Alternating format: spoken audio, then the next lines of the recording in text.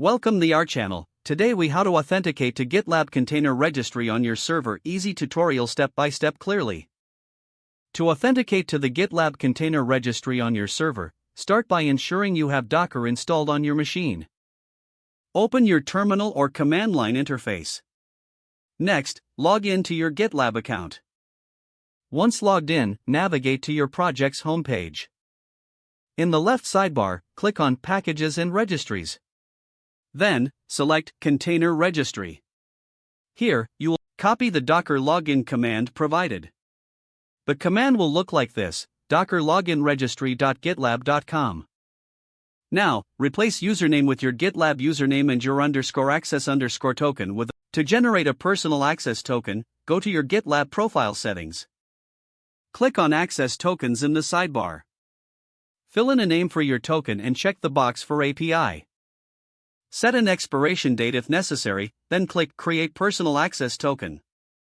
Once the token is generated, copy it and store. Return to your terminal and enter the Docker login command, pasting in your username and personal access token as needed. Press Enter to execute the command. If successful, you will see a message confirming your login. You are now authenticated to the GitLab Container Registry. You can push or pull container images to and from your GitLab project. For pushing an image, tag your image with the command docker tag your _image latest registry.gitlab.com/your _groups. Next, use the docker push command to upload your image. If you need to pull an image, simply use docker pull registry.gitlab.com/your _group/your _project/your. You have successfully authenticated and can now manage your container images in GitLab. This concludes the authentication process for GitLab Container Registry on your server.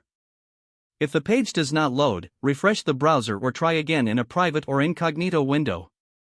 Make sure you are using the correct email address, then retype it carefully to avoid small typos.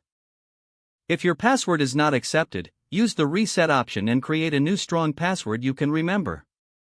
Check your spam folder for verification or security emails, then complete any requested confirmation steps.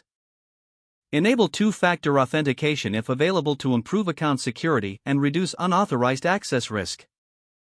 After signing in, review your profile details so your contact information and settings are accurate and current. Don't forget to like this video and subscribe to our channel for more step-by-step tech guides.